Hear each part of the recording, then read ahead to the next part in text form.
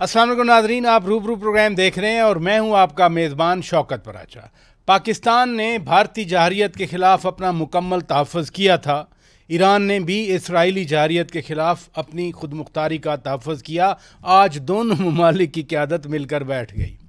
वैसे मिलकर बैठ तो हमारे पाकिस्तान की अपोजिशन जमातें भी गई थीं और APC में उन्होंने ट्रूथ एंड रिकन्सिलिएशन कमीशन कायम करने की बात की। लेकिन बानी PTI खान साहब ने तो 5 अगस्त के बाद अब 14 अगस्त को भी अपना एहतजाज पीक पर जाने की बात कर दी।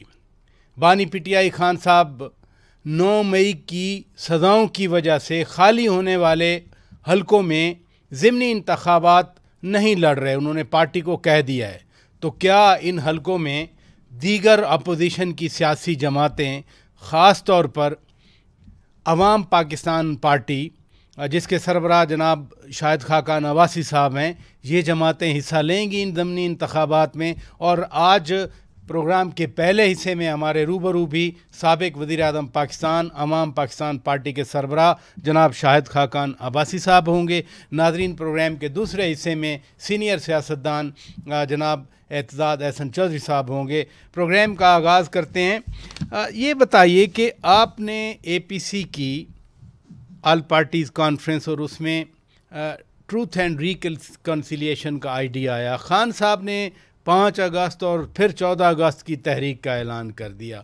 तो आप अपोजिशन की जमातों के मकासद और हैं, इकट्ठे बैठते हैं जो नहीं, मकासद उसमें लिख दिए गए हैं। बाकी अगर कोई और जमात अपना कोई तहरीक चलाना चाहती है, उनका हक़ है, वो एहतजाज करें, तहरीक चलाएं।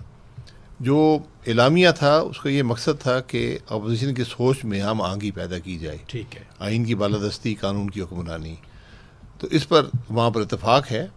तो इंशाल्लाह वहीं से बात आगे चलेगी। यानी इससे फ़र्क नहीं पड़ता वो एहतजाज करें, तहरीक चलाएं? जी बिल्कुल बिल्कुल, ये उनका हक़ है।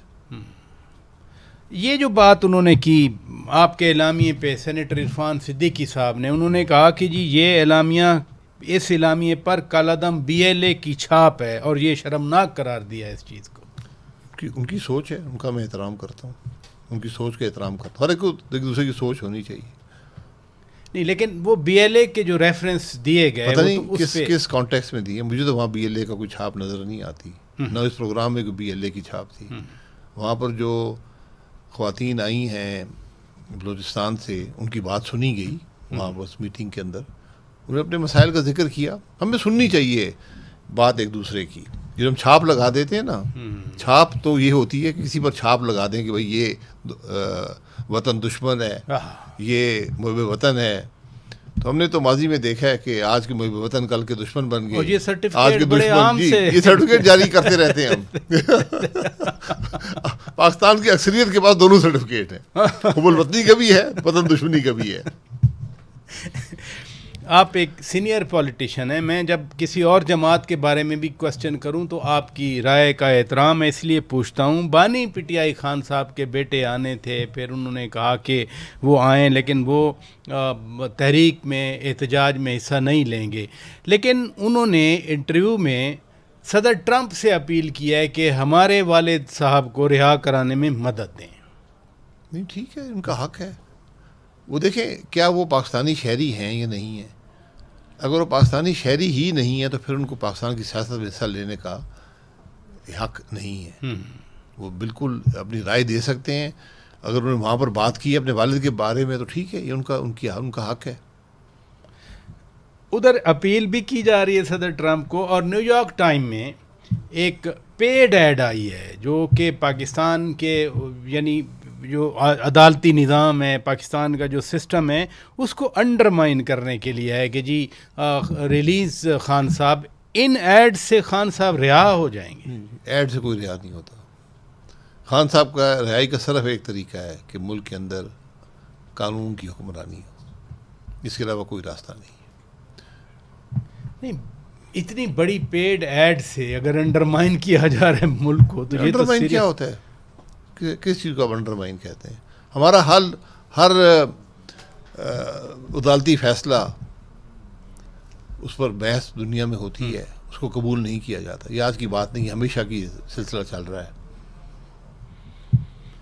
9 مئی کے فیصلے آئے, لوگ نااہل ہو گئے, سزائیں ان کو مل گئیں, اور اب پی ٹی آئی کی طرف سے یہ بھی ایک امپریشن آیا کہ ہم جو ہے اسمبلیوں سے استعفے دے دیں گے, خالی کر دیں گے, جو کہ ابھی فیصلہ نہیں ہوا, صرف بیرسٹر گوہر خان صاحب نے بات کی تھی. اس کو آپ کیسے دیکھتے ہیں؟ یہ ان کا حق ہے جی, احتجاج کا طریقہ ہوتا ہے. جب ملک میں عدل کا نظام نہ رہے, پارلیمانی قدریں نہ رہیں, جمہوریت نہ رہے, تو پھر اس کے اندر بیٹھنا فضول ہوتا ہے. بہرحال یہ اس جماعت کا فیصلہ ہے. انہوں نے پہلے بھی, آپ کو یاد ہو گیا کہ 2015 میں استعفیٰ دیا تھا, اور پھر 16-17 میں واپس آ گئے تھے. تو وہ یہ چیزیں سوچ سمجھ کے کرنی چاہیے. آپ لائے تھے, آپ کا تھا کوئی کردار؟ نہیں, میرا کوئی نہیں تھا اس کے اندر. حالانکہ آئے تو تھے نا واپس. جی آئے تھے, وہ آئے تھے. اسپیکر صاحب سے ان کا رابطہ ہوتا ہے اس سلسلے میں. تو آج جو ہے یہ حقیقت ہے کہ ملک کے اندر کوئی جمہوریت اور کوئی پارلیمان نہیں ہے.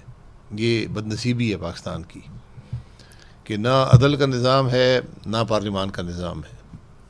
خان صاحب یہ بھی کہہ رہے ہیں کہ جو حلقے خالی ہوں گے 15-16 جتنے بھی ہیں, ہم اس پہ ضمنی انتخابات نہیں لڑیں گے. ٹھیک ہے, ان کا فیصلہ ہے.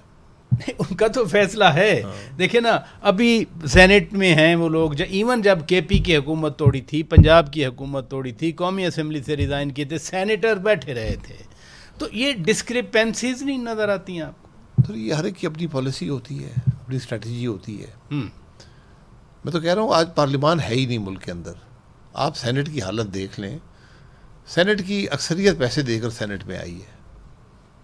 کوئی کہہ دے میں نہیں آئی, میں اس سے بحث کرنے کو تیار. یہ جو ابھی کے پی میں الیکشن ہوئے, وہ تو کہتے ہیں ہم نے اسی کرپشن کو روکنے کے لیے ہم نے متفقہ سینیٹر بنائے, 6 ان کے 5 ان کے.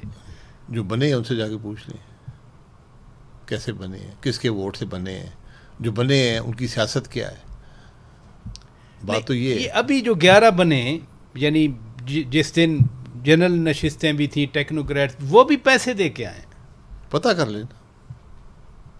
ذرا بڑی بات کر رہے ہیں نا. وہ تو بار بار علی امین خان گنڈا پور کا یہ بیان آ رہا تھا, پھر ادھر سے دوسرے جو اپوزیشن کے وہاں پہ ہیں وہ کہہ رہے تھے کہ ہم نے صرف اس لیے ہم نے یہ متفقہ امیدوار لائے ہیں تاکہ وہ گلا نہ رہے, شکوہ نہ رہے, یا جو چارج لگتا ہے کرپشن کا وہ ختم ہو جائے. اچھی بات ہے. نہیں, لیکن آپ کی اپینین اور ہے کہ یہ پیسے دے کے آئے ہیں. ہر جگہ آپ ٹکٹ کے لیے پیسے دیتے ہیں, جماعتیں پیسے لیتی ہیں, لوگ پیسے لیتے ہیں, جنہوں نے ووٹ دینا ہوتا ہے وہ پیسے لیتے ہیں. پیسے دے کر نہیں آئے تو ان کو اور مبارک ہو میری طرف سے. اچھا, دوسری بات بھی ہے کہ آپ کی پارٹی ماشاءاللہ کراچی میں بھی ہم پریزنس دیکھتے ہیں ادھر, یعنی کراچی سے اسلام آباد تک یہ جو حلقے خالی ہو رہے ہیں جن پہ خان صاحب ضمنی الیکشن نہیں لڑنا چاہ رہے, آپ کی پارٹی لڑے گی الیکشن؟ الیکشن کے نظام سے پاکستان کی عوام کا اعتماد اٹھ گیا ہے. لوگ الیکشن کو اپنے مسائل کا حل تصور نہیں کرتے. یہ بہت بڑی, یہ خوفناک بات ہے. تو جن کی سیٹیں گئی ہیں وہ الیکشن نہیں لڑ رہے, ان کو الیکشن کی حقیقت کا پتہ ہے کہ کیا ہوگا. جس طریقے سے یہ ڈی سیٹ کیے گئے ہیں اس سے ظاہر ہوتا ہے کہ یہاں مقصد کیا ہے. اس لیے یہ تماشے چلتے رہتے ہیں, ماضی میں بھی چلتے رہے ہیں, آج بھی چل رہے ہیں. یعنی عوام پاکستان پارٹی حصہ نہیں لے گی اس بائی الیکشن میں, حصہ نہیں لیں گے. اس کا مقصد نہیں ہے نا, میں بتایا نا, ایک سیاست مقصد کے لیے ہوتی ہے. یہاں جو سیاست ہے اس کی حالت آپ دیکھ لیں, نہ پارلیمان ہے, نہ الیکشن کا نظام ہے, نہ عوام کا اعتماد ہے. یہ بدنصیبی ہے ملک کی. ایک سسٹم تو چل رہا ہے نا, یعنی اسی 2024 یہ سسٹم آئین کے مطابق نہیں ہے. یہ سسٹم نہیں ہے, یہ غلط ہے. جہاں الیکشن چوری ہوتے ہیں وہ نظام غلط ہوتا ہے. نہیں, اگین جب ایک فورم موجود ہے پارلیمنٹ کا, اسی سسٹم میں ریفارم تو ود ان سسٹم ہی آتی ہیں نا, پھر کیا کرنا چاہیے؟ جس اسمبلی اور سینٹ کے ممبران پیسے دے کر آئے ہوں وہ انہوں نے کون سا ریفارم کرنا ہے؟ وہ ریفارم کے لیے نہیں آئے. یہ صرف اس بار تو نہیں ہوا نا. نہیں, اس بار زیادہ ہو گیا. اس بار زیادہ ہوا, بہت زیادہ. یعنی یہ سینٹ کے الیکشن, جی سینٹ کے الیکشن, یہ پچھلے بتدریج ہم ترقی فرما رہے ہیں. جی بڑھتا گیا ہے. تھریش ہولڈ پہلے دی 5%, 10%, 15%, 25%, 50%, اب بات بڑھ گئی ہے. ایک خان صاحب کا بیان آج اخبار کی زینت بنا کہ وہ کہہ رہے ہیں کہ امن و امان اگر علی امین خان گنڈا پور قائم نہیں کر سکتے تو ان کو چلے جانا چاہیے. ذمہ داری تو صوبائی حکومت کی ہے امن امان قائم کرنے کی. ٹیررزم آج بھی بنو میں اٹیک ہو گیا. پارٹی کے سربراہ ہیں عمران خان صاحب, ان کو حکم فرما دیں کہ تم استعفیٰ دے دو, وہ استعفیٰ دے دیں گے. بیان دینے سے بات نہیں ہوگی, یہ اظہار رائے, یہ رائے کی بات نہیں ہے. ان کی ذمہ داری ہے صوبہ چلانا, اکثریت ہے اسمبلی میں. تو اگر نہیں چل رہا تو استعفیٰ دے دینا چاہیے. اگر سمجھتے ہیں ہم چلا سکتے ہیں, چل رہا ہے, تو بیٹھے رہیں. آپ مطمئن ہیں امن امان کی صورتحال؟ میں تو پورے اس نظام سے مطمئن نہیں ہوں, لیکن پاکستان میں کبھی استعفیٰ دیا نہیں ہے کسی نے. جب آپ بار بار سر یہ کہتے ہیں کہ آپ مطمئن نہیں ہیں تو کیا کرنا چاہیے پھر؟ ایک چیز, آئین کو پڑھیں. مثلا کیا کرنا چاہیے؟ میں آئین کو پڑھیں نا, اگین ریپیٹ, آئین کو پڑھیں. Role of law. پاکستان کو آج ایک چیز چاہیے, اس کا نام ہے رول آف لا. اس کے بغیر پاکستان ترقی نہیں کرے گا. بہت شکریہ. سابق وزیر اعظم شاہد خاقان عباسی صاحب, سربراہ عوام پاکستان پارٹی. ناظرین ہمارے روبرو تھے, رول آف لا کی بات کر رہے ہیں, آئین کی بات کر رہے ہیں, اور اس نظام سے وہ مایوسی کا اظہار بھی کر رہے ہیں. ہم ان کا شکریہ ادا کرتے ہیں. ناظرین بریک لیتے ہیں, بریک کے بعد جب واپس آئیں گے سینئر سیاستدان چودھری اعتزاز احسن صاحب ہمارے روبرو ہوں گے. Stay with us. ناظرین آپ روبرو پروگرام دیکھ رہے ہیں, اور اس وقت ہمارے روبرو ہیں سینئر سیاستدان پیپلز پارٹی کے مرکزی رہنما چودھری اعتزاز احسن صاحب, سینئر قانون دان. بہت شکریہ چودھری صاحب, آپ نے بالآخر ہمارے لیے وقت عنایت کیا. اب آپ کے سینے میں بڑی تاریخ ہے. میں ذرا ایم کیو ایم اور پاکستان پیپلز پارٹی کے اتحادی آپ رہے متعدد بار. آج بھی وہ شکوے شکایات موجود ہیں. گورنر کامران ٹیسوری کہہ رہے تھے کہ یہ شہر جو ہے اب ہر کوئی اس شہر میں لفافہ مانگتا ہے, یہ دارالخلافہ نہیں داراللفافہ بن چکا ہے. یہ کیوں شکایات رہ جاتی ہیں ایم کیو ایم کو 90s میں بھی پھر بعد میں بھی؟ ایم کیو ایم کے بارے میں ایک چیز میں کہوں گا پراجا صاحب, کہ یہ وہ ایم کیو ایم نہیں ہے, اس میں بڑا فرق آ گیا ہے. انہوں نے باقاعدہ کوشش کی کر رہے ہیں یہ جوان کہ یہ دھارے میں آئیں, قومی دھارے میں آئیں اور رہیں اس میں. ان کی آواز مدھم ہے, ان میں کوئی ایسا نہیں ہے جو کہے کسی کو ٹاسک دے کہ کل ان 2 بندوں کو مار کے آ جاؤ. یہ بہت ایک بہتر جماعت ہے, اور اصلی ایم کیو ایم یہی ہونی چاہیے جو مہاجرین کو چھوٹی چھوٹی ہم سب لوگوں کی آشائیں ہوتی ہیں, امیدیں ہوتی ہیں, ان کو پورا کریں ان کو. تو ایک تو اس کو میرا خیال ہے ایم کیو ایم کے پاس سے ہمیں کہ لینس سے نہیں دیکھنا چاہیے, کہ اس آنکھ سے جو وہ آپ کو یاد ہے, میں تو خود وزیر داخلہ تھا جی جی جب ہماری بحث چلی تھی اس پہ کہ اتنا زیادہ خون خرابہ ہو رہا ہے اور بوریوں میں لاشیں مل رہی ہیں کہ اسلم بیگ صاحب کہتے تھے مجھے آرٹیکل 245 کی پاور دو, میں فوجی عدالتیں لگاؤں گا امت سندھ میں. ہم کہتے تھے کہ ہم ملٹری کورٹس کو کی اجازت ہی نہیں دے سکتے, ہم ملٹری کورٹس کے خلاف ہیں. ہم جدوجہد کرتے آئے ہیں ضیاء الحق کے ملٹری کورٹس کے خلاف, جلوس نکالتے رہے, اس مارشل لاء کے جیلوں میں جاتے رہے. تو بی بی بھی کہے کہ میں کس طرح اس کو مان سکتی ہوں, پرائم منسٹر میں ہوں اور سندھ سارے میں آپ لگا دیں فوجی عدالتیں. تو یہ او ایم کیو ایم تھی جو کہ ایک بہت اس میں ایک عنصر تھا ٹیررسٹ کا, اور وہ جو کہ ڈرلیں کرتے تھے, عقوبت خانے تھے, یہ ایم کیو ایم وہ نہیں ہے. تو اس لیے اس کو دیکھنا اس لینز میں نہیں چاہیے. اس لینز میں اس وقت تو یہ ہوتا تھا کہ الطاف صاحب نے جب کچھ مطالبہ کرنا ہوتا تھا, منانا ہوتا تھا, یا کچھ اور ان کو ضرورت ہوتی تھی لیکویڈیٹی کی, تو وہ یہاں وہ پہلے ہمارے دور میں 90s میں تھے خواجہ طارق رحیم صاحب جو ان کو منا کے لے آتے تھے. جی جی. اور اس کے بعد جو 2000 میں ہوا یا اس کے بعد حکومتیں ہماری آئیں, اس میں رحمان ملک صاحب تھے جن کو جانا پڑتا تھا کیونکہ الطاف صاحب وہاں سے للکار لگاتے تھے, تو رحمان ملک صاحب جا کے ان کو پھر خاموش کرتے تھے. اور الطاف صاحب کے وقت میں کے دور میں عہد میں اس قسم کے عناصر رہے ہیں.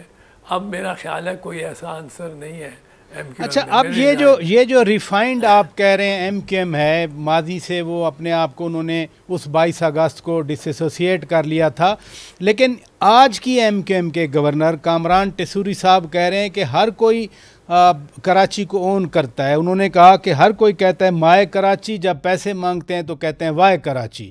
تو یہ کراچی کی ڈیولپمنٹ کے حوالے سے ان کو شکایات ہیں. گورنر صاحب کو شکایات ہیں تو ایک تو یہ ہے کہ یا تو وہ بہت جینوئن ہے یا ان کو خبر درست نہیں ملی. لیکن ایم کیو ایم تو شکایات کرتی رہے گی کیونکہ وہاں اس کے نمائندے ہیں، ایم این ایز ہیں. ان کو تو کچھ نہ کچھ اپنے ووٹرز کو پہنچانا اور ڈیلیور کرنا ضروری ہے ان کے لیے کہ وہ ڈیلیور کریں. تو یہ اب گورنر صاحب کو کس طرح یہ خیال آیا یہ میں نہیں کہہ سکتا. گورنر صاحب کو میں نے آخری مقدمے میں نے بری کرایا تھا کراچی میں. اچھا. ہاں، سونے کے متعلق ان کے ٹریڈ کا تھا اور کیس بنتا نہیں تھا، پر اسی لیے وہ بری ہوئے. پر گورنر بننے سے کچھ عرصہ پہلے میں نے ان کو بری کرایا تھا. ٹیسوری صاحب اس کے بعد کبھی ملے نہیں، نہ ان کا کوئی فون آیا ہے. میں کوئی گلہ نہیں کر رہا ہوں کہ میں انتظار کر رہا ہوں بڑا، پر بہرحال ان کو دیکھتے رہتے ہیں.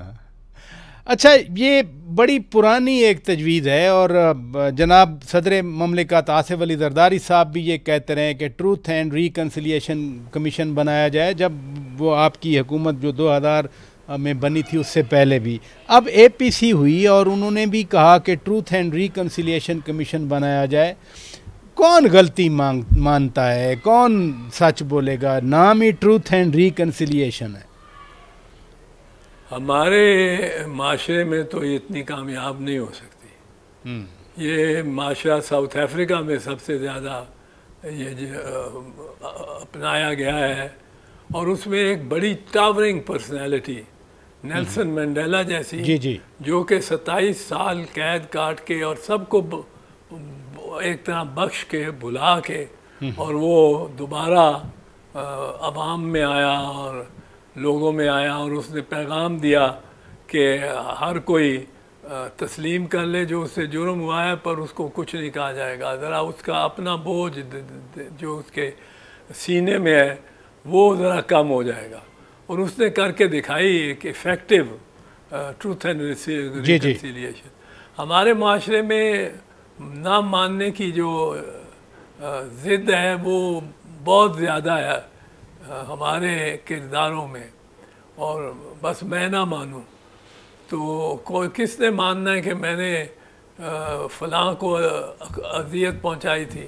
اتنے لوگ عقوبت خانوں میں سے ہو پاکستان کے معاشرے اور خاص کر سیاسی معاشرے میں اتنے لوگ نکل کے آئے ہیں جیلیں کاٹ کے اور عقوبت خانوں میں سے ہو کے اور کوڑے کھا کے اور ہر قسم کی اذیت، بجلیاں لگواتے باہر نکلیں. پیپلز پارٹی کے جالے کو دیکھیں آج کل جو ہو رہا ہے عمران خان کے فالوور سے، اس کو دیکھیں.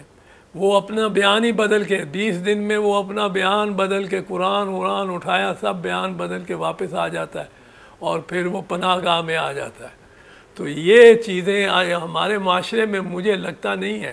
ہر کوئی یہ تو تسلیم کر لے گا کہ جو اس نے اچھا کام کیا ہے، لیکن یہ کوئی تسلیم نہیں کرے گا کہ میں نے برا کام، یا اس کو میں نے تھپڑ مارا تھا، یا اس کو میں نے بغیر کسی جواز کے جیل میں ڈال دیا تھا اور اس پہ پرچہ کٹوا دیا تھا، اور میں نے اس سے رشوت لی تھی یا فلاں. یہ ہمارے کلچر میں نہیں ہوگا.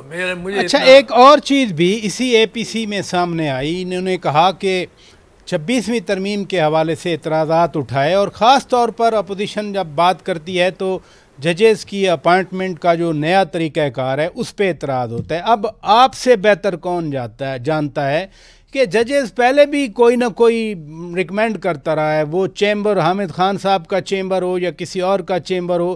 پھر جسٹس افتخار چودھری صاحب کے زمانے میں اتنے ججز رکھے، صرف آپ کی جو 2008-13 کی حکومت تھی 7-8 ججز رکھے تھے لیکن ان کو نکال دیا گیا, باقی پہلے بھی نامنی ہوتے ہیں.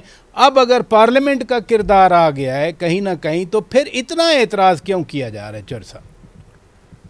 دراصل جو چیف جسٹس آف پاکستان کو اپوائنٹ کرنے کا طریقہ ہے نا, اس میں پارلیمنٹ کا سب سے زیادہ کردار ہے, اور صرف خصوصی مطلب ہے خصوصاً پارلیمنٹ کا ہے. اس کے لیے یہ اس کے کسی اور کا بلا شرکت غیر پارلیمنٹ کا ہے کہ جو کمیٹی بنے گی وہ سب پارلیمنٹیرینز کی ہوگی, اور وہ 3 سینئر ججز میں سے چنے گی کس کو انہوں نے رکھنا ہے, 3 سینئر موسٹ ججز.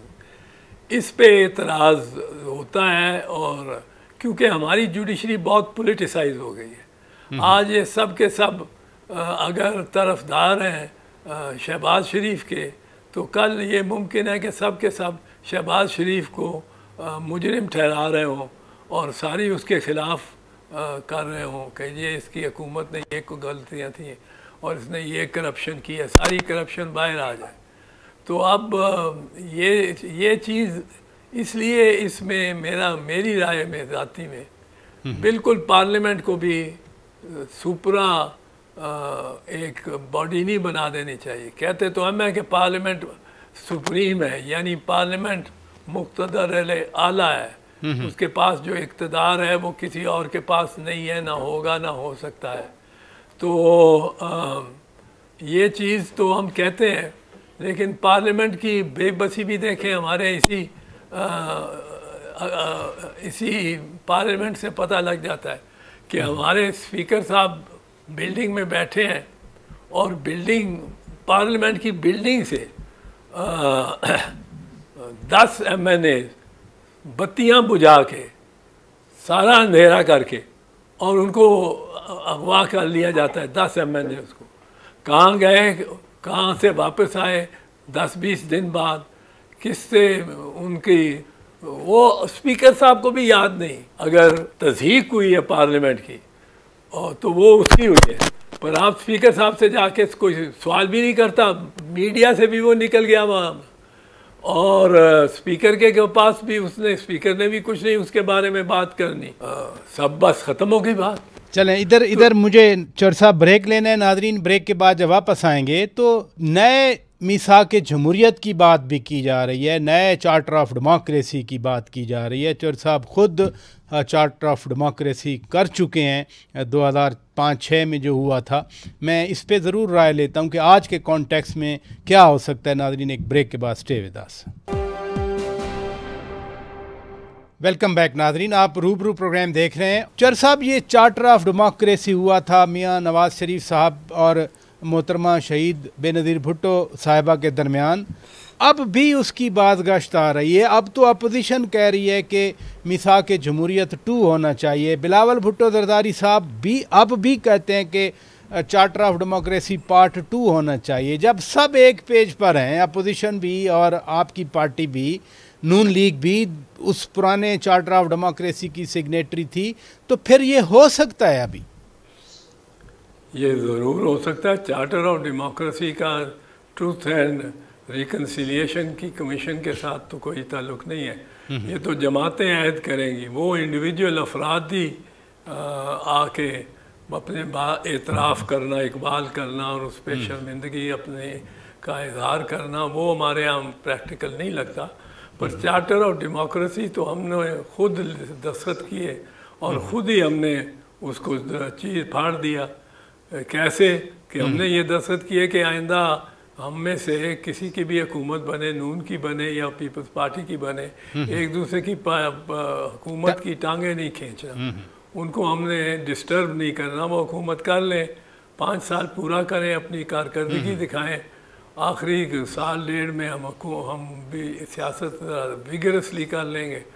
تو پھر یہی زرداری صاحب نے کہا میاں نواز شریف صاحب کو جب یہ 2008 کے بعد حکومت بنی پاکستان پیپلز پارٹی کی, تو یہی ان کا اندیا تھا کہ ہم آپ کو وہ جو یاد رکھیں کہ ایک دوسرے کی حکومت میں کوئی ناجائز قسم کی رکاوٹیں یا دشواریاں نہیں ڈال دی. لیکن میاں صاحب نے کالا کوٹ پہنا, کالی ٹائی بھی لگائی, میمو گیٹ والے, اور میمو گیٹ کا جا کے جو ایک جھوٹا سا کہ مقدمہ تھا جھوٹا, وہ صدر پہ ہی لگا دیا.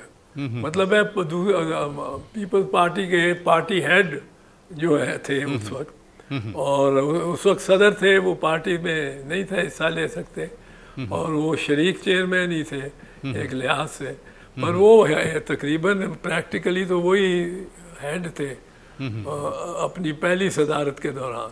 ان پہ لگا دیا کہ انہوں نے کوئی وہ ایک اعجاز تھا, نام اس کا منظور اعجاز یا اعجاز منظور, وہ کوئی برطانوی شہری تھا پاکستانی نژاد کا, اس نے ایک الزام لگایا کہ جی انہوں نے سازش بڑی کی ہے, اور امریکن چیف آف سٹاف سے اور جرنیلوں سے, اور انہوں نے لکھا ہے ان کو کہ آپ یہ فوج کو وہ بھی نہ دیں, کوئی امداد اور سامان بھی نہ دیں, اور یہ جمہوریت کو بحال کرائیں یا کچھ اس قسم کا وہ اس میں تھا. تو وہ میاں صاحب نے خود ہی جا کے بن ٹھن کے وہ اس کی خلاف ورزی کر دی.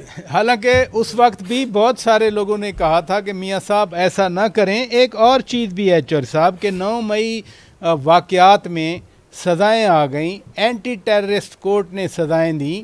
یہ وہی قانون ہے, مجھے یاد ہے اینٹی ٹیررسٹ ایکٹ جب بن رہا تھا, چودھری نثار علی خان صاحب اس وقت وزیر داخلہ تھے, آپ سینٹ میں لیڈر آف دا ہاؤس تھے, بہت رات گئے, کوئی 1 بجے کے قریب, ہم بھی پریس گیلری میں بیٹھے تھے, آپ کو چودھری نثار علی خان لے گئے لابی میں. جب آپ باہر گئے تو آپ نے کہا کہ باہر آئے تو آپ نے کہا کہ ریزرویشن ختم ہو گئی ہیں. لاس تو بنا ہوا تھا, اب اس میں سزائیں ہوئی ہیں, تو پھر کیوں اپوزیشن تنقید کر رہی ہے؟ نہیں, اپوزیشن کی بھی تنقید جائز ہے. مجھے آپ کہتے ہیں تو درست ہوگا, مجھے یاد نہیں پڑتا کوئی ایسا میرا کبھی بھی زندگی میں اتنی مفاہمت اور اتنا اتفاق ہوا ہو چودھری نثار کے ساتھ. چودھری نثار یہ ایک علامت ہے, مجھے اس لیے یاد نہیں, شاید ہمارا کوئی اور دوست گیا ہو, پر بہرحال آپ کی بات کا احترام ہے. چلیں, آپ کی بات کا میں ہمیشہ احترام کرتا ہوں سر. نہیں, ویسے بھی یہ آگ اور پانی کا ملاپ ہوا نا. نہیں, میں وہ 2014 کے دھرنوں والی بات نہیں کر رہا, جب آپ نے مسلسل ان کو رگڑا لگایا تھا. میاں صاحب بھی بیٹھے تھے, میاں صاحب بھی سن رہے تھے جو آپ فرما رہے تھے چودھری نثار علی خان صاحب کے بارے میں. وہ تو بات کی, وہ تو اس کے جب اختتام ہوا, پہلے تو انہوں نے تقریر کی, میں نے کی میاں صاحب کے حق میں کہ ہم عمران کے دھرنے کو یا اس کو طاہر القادری کے دھرنے کو ہم نہیں اس میں قانونی آئینی مانگتے. ایسے یہ طریقہ نہیں ہے کسی وزیر اعظم سے استعفیٰ لینے کا. تو یہ ہم نے ان کا ساتھ دیا, اس میں ہم نے اپنے گلے شکوے بھی کر دیے. وہ اس پہ اس رات چودھری نثار علی نے اسی رات ایک پریس کانفرنس میں لمبی چوڑی باتیں کر دی کہ اعتراض ایسن یہ اور وہ ہے فلاں. تو مجھے دوسرے دن ان کا جواب دینا پڑا. بہرحال اب اس پہ جس طرح چودھری شجاعت حسین کہتے ہیں کہ مٹی پاؤ, اس پہ ہمیں اتنا جانے کی ضرورت نہیں ہے. پر اگر میں نے یہ کیا بھی ایسے کسی ایکٹ کو, مجھے نہیں یاد, میں تو آج کل کا آپ کو بتاؤں پیکا ایکٹ ہے. میرے خلاف ایک آپ کے بڑے اینکر نے بڑی زبردست باتیں کی. انہوں نے کہا کہ یہ تو جب سے افتخار محمد چودھری کو بحال کرایا اس نے, یہ تو فیسیں لیتا ہے اور لوگوں کو بھی دلواتا ہے اور ججوں کو بھی دلواتا ہے. یہ ہتھوڑا گروپ ہے لاہور کا, میرا نام لے کے. اچھا, بڑے سینسیبل اینکر ہیں, بہت مدھم دھیمے. اس روز خبر نہیں کیا ہوا انہیں, تو انہوں نے کہا یہ تو ہتھوڑا گروپ ہے لاہور کا, ہتھوڑا گروپ, اور یہ مقدمے بھی ججوں کے بھی جو حصہ ہوتا تھا اس میں وہ یہی دلواتا تھا. اب میرے بارے میں کسی اور نے تو ایسی بات نہیں کہیں سنی, تو میں نے ان کو 50 کروڑ کا چینل کو بھی اور اینکر صاحب کو بھی دے دیا نوٹس. اب وہ 50 کروڑ کا نوٹس گیا تو جو چینل تھی انہوں نے تو بڑی معذرت کر لی، تہذیبی طور پہ انہوں نے معذرت بھی کی. انہوں نے وہ اپنے یہ جو تھا یہ زیادہ آیا تھا ان کے جو وی لاگ پہ انہوں نے اپنا 7 دن وہ پٹی بھی لگا کے رکھی ہر پروگرام سے پہلے کہ ہم اعتزاز احسن صاحب کی بہت عزت کرتے ہیں اور بڑے نامور ہیں اور ان کی بڑی خدمات ہیں وغیرہ وغیرہ. تو میں نے اپنے دفتر والوں کو کہا کہ اب ایک نوٹس، کیونکہ اینکر صاحب نے کوئی رسپانس نہیں تھی دی. میں نے کہا کہ یار اب بتاؤ، اینکر تو زیادہ پھنس گیا کیونکہ اس کے مقدمہ وار اس کے کو ایکیوز نے سارا ہی اعتراف کر لیا، معافی بھی مانگ لی، سب کچھ کر دیا. تو یہ تو اب زیادہ آسان ہو گیا، کیس بناؤ اس کا. وہ میرے پاس آ گیا دوسرے دن تیسرے دن، میرے 2 ایسوسیٹس جنہوں نے ڈرافٹ کرنا تھا وہ میں نے پڑھا تو اس میں پیکا لاء بھی لگایا ہوا تھا. میں نے کہا یار پیکا لاء کیوں لگا رہے ہو؟ کہتا ہے سر لگے گا ہی پیکا لاء، جتنی اس میں میلس ہے اور یہ وہ. میں نے کہا یار پیکا لاء کا لگے گا تو پیکا لاء کے تحت تو میں نہیں 50 کروڑ مل کے 100 کروڑ بھی ملتے ہو تو میں نہیں لگا سکتا. پیکا لاء پہ تم کا تو میں خلاف ہوں، میں اس پہ انحصار کیسے کروں گا؟ تو ہم نے اس کو ان سے بات بھی نہیں کی، پر ہم نے کیا ہی نہیں، ہم نے اس کو دعوی چھوڑ دی. حالانکہ یہ بات ہوئی ہے یہاں تک کہ وہ چینل نے تو ان کے سی ای او نے بھی مجھے فون کر کے ہاں انہوں نے کہا اعتزاز صاحب یہ ہم بھی پریشان ہیں کہ آپ کے بارے میں یہ اس طرح کیوں کہا آپ نے. میں نے کہا مجھے نہیں سمجھ آتی کیوں کہا. چلیں بہرحال آپ کا احترام جو میں بھی گزارش کر رہا تھا، آپ ایک سینئر سیاستدان ہیں، بہت شکریہ آپ نے چور صاحب ہمارے لیے وقت نکالا. ناظرین اجازت دیجیے، خدا حافظ.